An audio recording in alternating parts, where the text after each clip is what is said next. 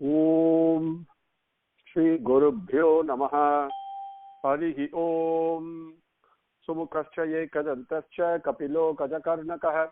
Lambodharascha vikato vignarajo vinayakah. Dhumaketur ganadhyakshah palachandro gajananah. Vakratundah surpakarno herambah skandapurvajah. Suklambaradharam Vishnum Sasivarnam Chaturbhujam. Prasannavadanam dhyayet sarva vighnopasanteye. Yasyat varada vaktradhya parishadhya parastatam. Vignam nighnanti satatam vishvaksenam tamatraye. Gurur Brahma, Gurur Vishnu, Gurur Devo Maheswarah. Gurur Sakshat Param Brahma Tasmai Sri Gurave Namaha. Satchidananda Rupaya Krishnaya Aklishtakarine. Namo Vedanta Vedhyaya Gurave Buddhi Sakshine. Krishna Dvaipaya Namvyasam Sarva Bhuta Hiteratam. Vedabjabhaskaram Bande Samadhi Nilayam Munim. Samadhi Nilayam Munim. Sahasramurte Purushottamasya Sahasra Netranana Padabaho. Sahasranamnam Savanam Prachastam Niruchyate Janma Jaradi Shantyai. With Bhagavan's grace, let us continue from where we left off in our last session. I believe we came up to Slokam 105, I think. Yajnabhut Yajni Yajnabhut Yajna Sadhanaha Yajnandakrit Yajnakukyam Annamanadayevacha. How did we come up to 103? We came up to 103. 1 second. Pramanam prana niraya pranadrit pranajivanah tattvam tattva videkatma janma mrityujaratigaha. Okay, I think we came up to that point. Let us take 104 today. Bhur bhuvasvastarustaras savita prabita magah yajno yajnapatir yajva yajnango yajnavahanah Yajnabhut Yajnakrit Yajni Yajnabhut Yajna Sadhanah Yajnandakrit Yajnakukyam Annamanadayevacha.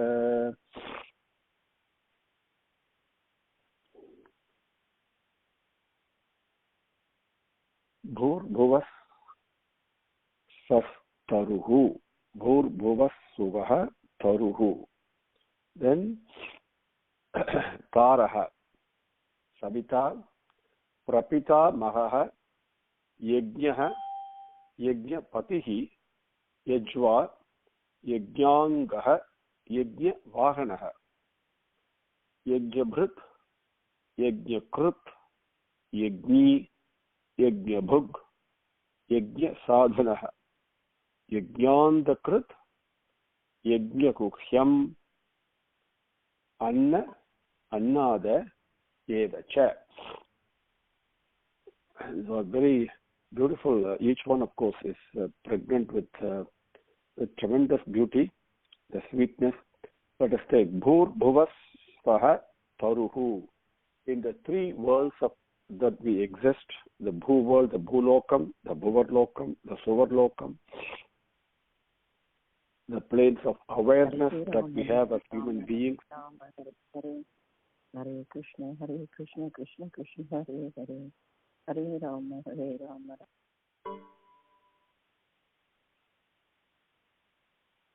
Okay. Can you make sure you have pressed a mute button? *6. Okay, let me start again. Bhur Bhuvas Saha Taruhu. In the three planes of existence, in the three planes of awareness that we have, the Bhulokam, Bhuvarlokam, Suvarlokam. Each one of us know what this is, right? I don't have to explain this to you. But there are three planes of awareness that each one of us have. And we actually experience it. So it's Anubhavam. There, Taruhu, they're like a Kalpa Taru, Bhagavan who's Vyapi, who's present, pervading all the three levels of existence that we have. But also, in those worlds, he grants not only the things that I desire, but also everything that is most beneficial to me. Beneficial. What is beneficial? A very simple algorithm of what is beneficial is simply equal to taking me back to the lotus feet, refining my mind, removing all the impurities, so it shines in absolute purity. And once that happens, I'm back home with the lotus feet, with the Kamala Padagal. That samskaram is what is taking place. And for that, I do not know what is best for me. I really do not know what is most beneficial for me at any given moment. So Bhagavan is doing that. Kalpataru. Bhur bhuvas taruhu. And when we do homam, when we do the proper ahuti with proper mantrangal and proper purity of mind and body and environment and everything, then the ahuti goes to Surya. And because of Surya Bhagavan, rains come. Because rains come, plants grow. Because plants grow, we get food. And because food comes, all the beings are all created and also sustained. So like a samsara bhaksham, like a taru, in all the three levels of existence. Taraha, bhur-bhuvas taruhu, taraha. Taraha means the going beyond. One who takes me by his hand, doesn't just give me instructions and say, follow me. He actually takes me by hand. Like when we teach a small toddler how to walk. Sometimes, you hold it in our hand and then take a few steps, right? Like that, he takes each one of us by his hand, doesn't let go, and takes us across the samsara sagaram, the cycle of birth and death, back to the lotus feet. And Taraha, also that Pranava Rupi, the form, Bhagavan who is present in the Omkara Swarupam. This Taraha. Savita, one who creates everything from himself. There are two things required for creation. When you need a material to create, you need intelligence to create, and of course, the power to create, and etc. The opportunity to create, etc. All these are Bhagavan. So he creates everything from himself without any external agent, and that is nothing but prema, nothing but selfless love. Always remember that. Prapitamaha.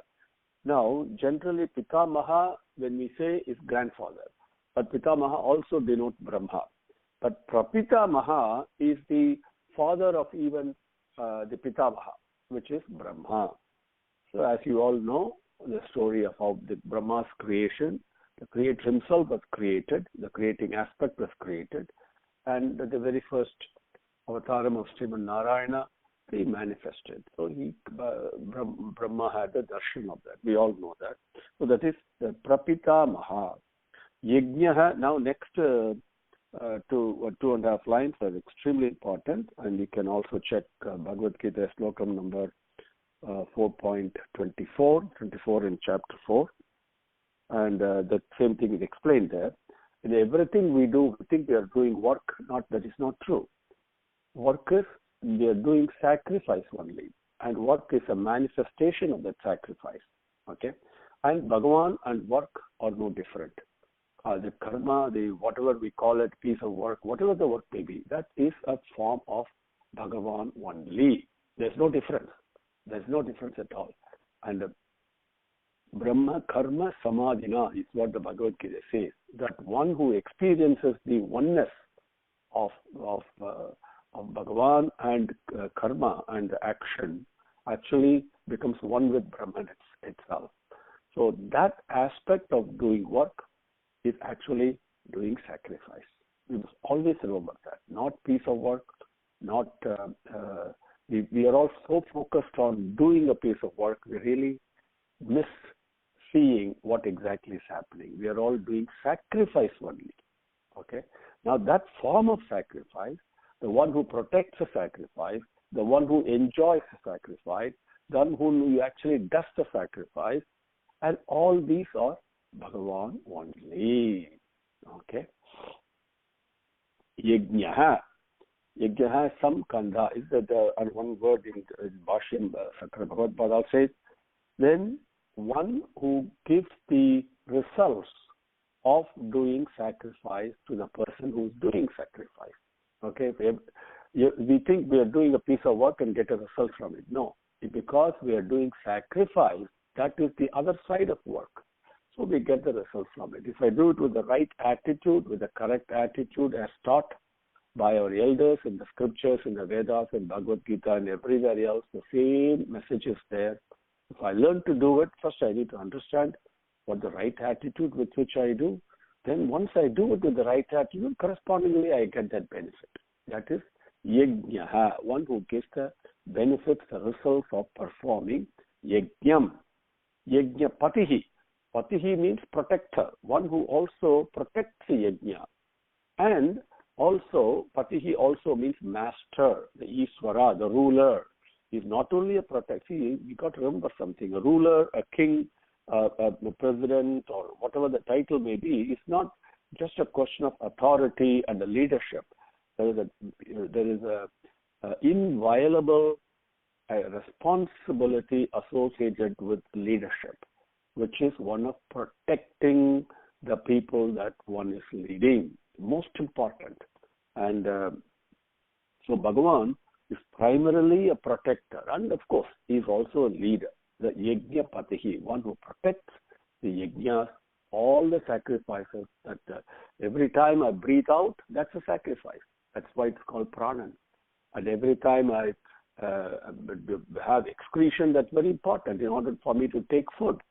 Everything is important. And when I go to sleep, I sacrifice my waking time. Like this, you can analyze every moment in your life, what exactly is happening. You'll find that something is being sacrificed.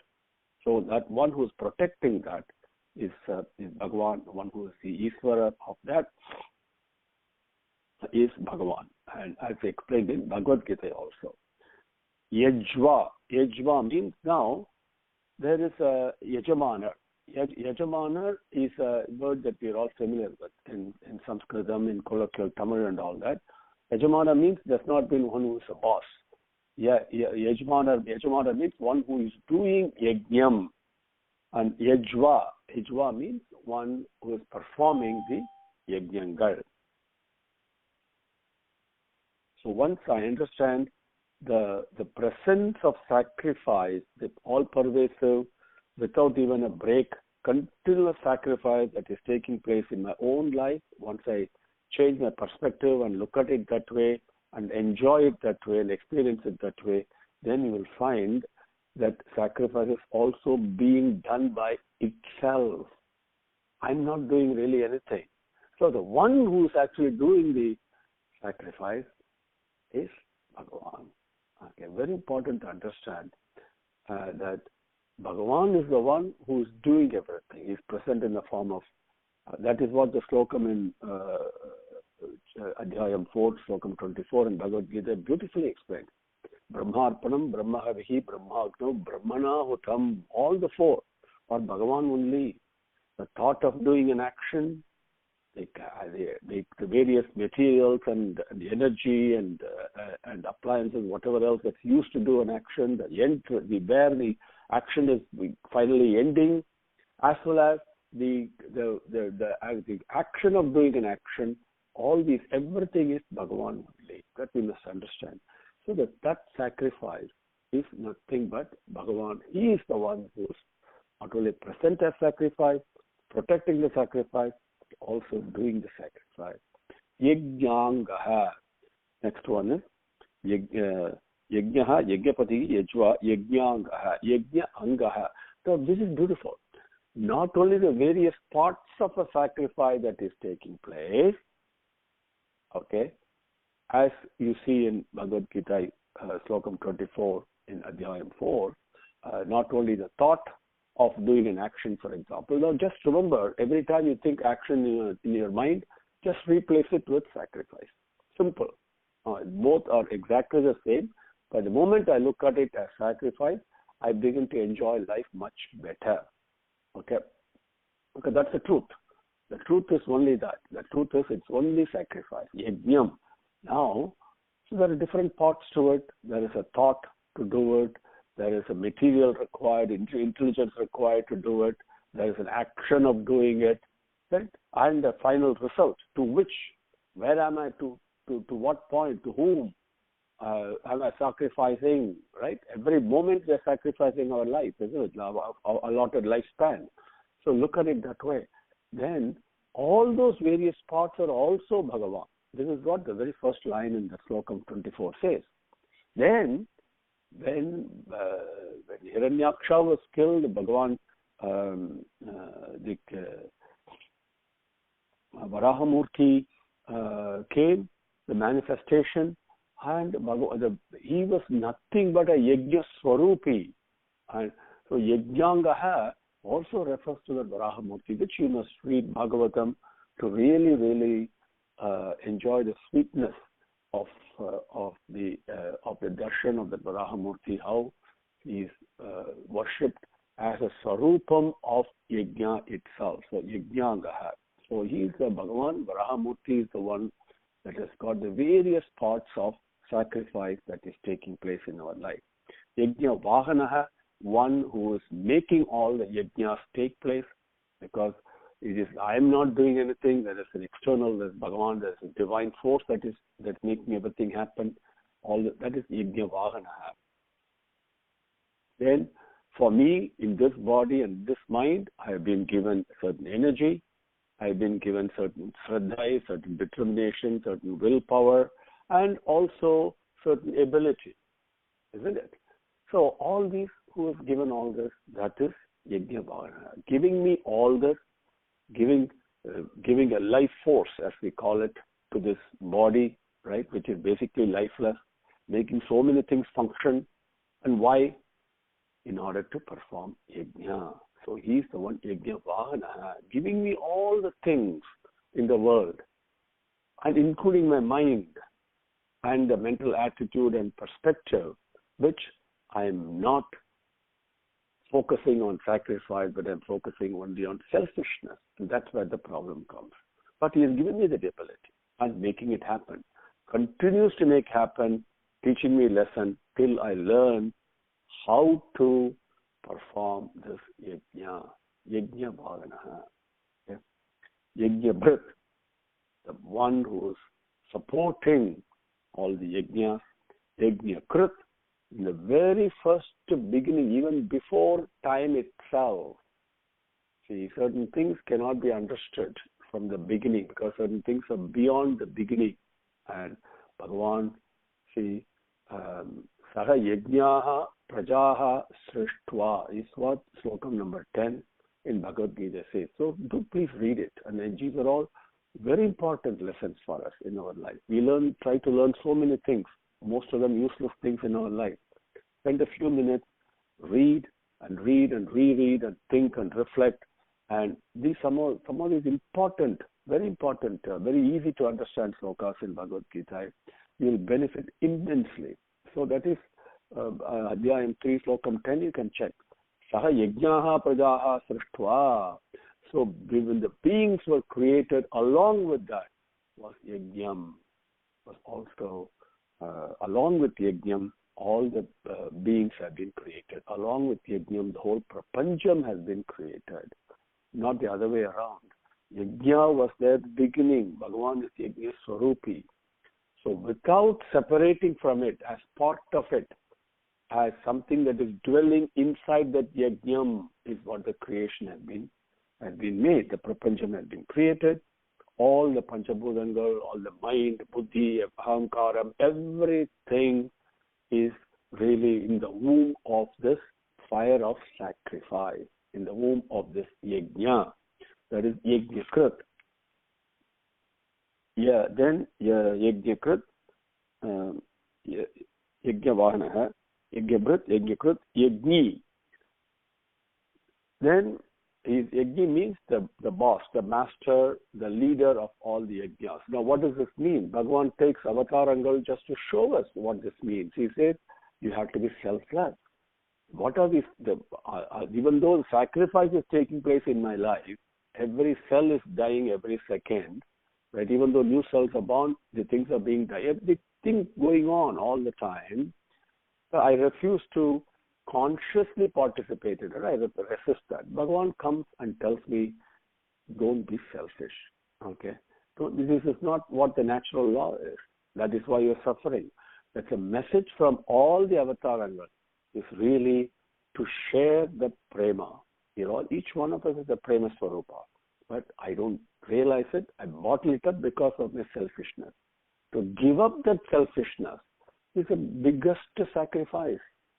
The moment I do that, the chapter is achieved. So Bhagavan comes and shows us. That is HV. He's a leader, demonstrator, and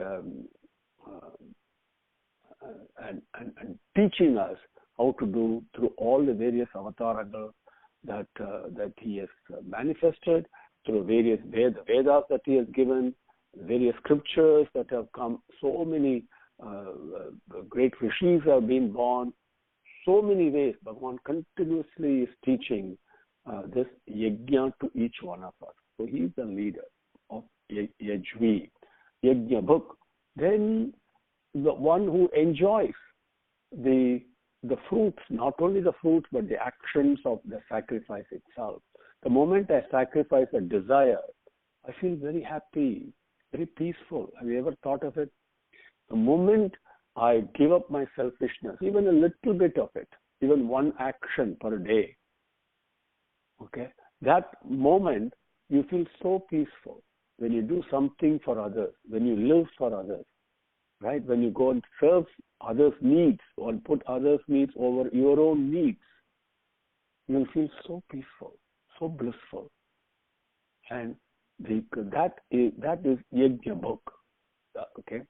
The aspect of Bhagavan that is present in each one of us is Yajna book. Then Yajna book, Yajvi, Yajna book, Yajna sadhana.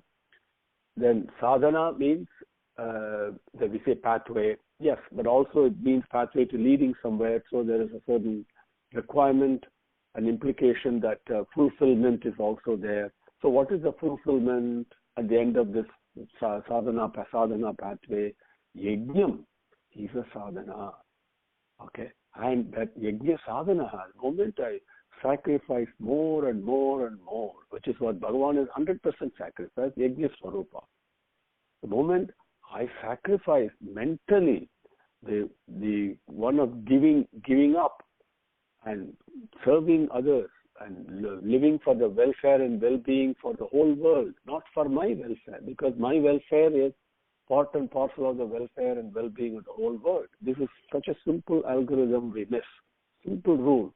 When the whole world is happy, naturally I'm happy. Okay, when the society is happy, naturally I'm happy. But I cannot be happy when somebody else is suffering. It is not possible. It is simply not possible. It is like one part of my body not functioning well. How can I be peaceful? Same thing. The world, the whole society, the whole group of all the human beings, humanity and all the other beings, everything is only one body only. So if something is malfunctioning and not happy, naturally I cannot be peaceful. It is very simple algorithm equation that I hope that that you all pay attention to. So yajna sadhana means through the path of sacrifice, through the path of selflessness, unselfishness, to start with unselfishness, then selflessness will come, then to attain Bhagavan himself. Yajnandakrit, then Yajna Andakrit, Yajna Antakrit. Any homam we do on a physical level, we can see that it has got an end to it. We call it Purna Hahuti, right? And then we know the yagam is over. Like that, when I become skilled in the sacrificial attitude and really doing everything as sacrifice, then what is the final result? That is Yajnandakrit, which is the final result is Yajna Sadhana, attaining oneness with Bhagavan himself. This Yajna, again I repeat, is nothing but selfless love, prema. So the moment I operate on the basis of prema, the moment I love and increase the exhibition of love in my life, sharing love with everything, speaking lovingly, and developing the ability to think more and more lovingly, doing actions lovingly, then I am participating beautifully in this yajna. And that is the end result of this is I'm merging in prema only, becoming one with it. Yajna guhyam. Now, guhyam means secret. Okay? But why is it so secretive? Bhagavan is an open book. There is nothing secret about Bhagavan. But it remains secret because I have not taken the effort to know it. I have to open a book in order to read it. Even if it's an open book, I have to look at it in order to read it, isn't it? But here, I have not bothered or taken the effort to know. Therefore, it remains unknown. Because it remains unknown, it's a secret to me. Okay? But the Yajna Guhyam, the Bhagavan, the most open book there is, that remains a secret. Okay? Because I have not bothered to know it, completely caught up in my own selfishness, in my own sense of arrogance and ahamkaram and all that, thinking I know. Okay. Bhagavan is very patiently waiting and guiding me in I don't know how many births. Ultimately, at some point in time, progressively, I'll get cleaned up and then I will look to him. The moment I look to Bhagavan, it is no longer a guhyam. It is no longer yajna, the aspect of sacrifice in my life is no longer a secret. The moment I look to the sacrifice happening in my life, like I am actually being part of, my whole life is being sacrificed in part of the whole overall yajna, the sacrifice that is taking place in the prapancham. Moment I understand it that way, it remains no longer a secret to me. But till then, Bhagavan remains as Guhyam, Yajna Guhyam. Annam, Annadaha. Very important. Annam means food. Yes, we all know that. And also, Annam also means not just the food we take through our mouth, but also the food we take through our eyes, the ears, and all the pancha jnana indriyanga. Now, what does this mean? It means we enjoy it. The food that we take nourishes us, keeps us alive, isn't it? At the same time, Annam also means one who takes away my allotted lifespan and finally makes me disappear. One who does samharam. And Anna has got both meanings. While I am eating the food, for example, the food is actually eating me. Think of it that way. Because Annam Brahma, Annam, the food is Brahman only. Very important to understand. Next time I sit down to eat, should never criticize any food. It has got too much chilies or too much salt or less salt, or I don't like this food. That no. Look at it as the form of Bhagavan itself. The moment I put that food in my mouth, that food is eating me, actually, consuming me. So very important to understand.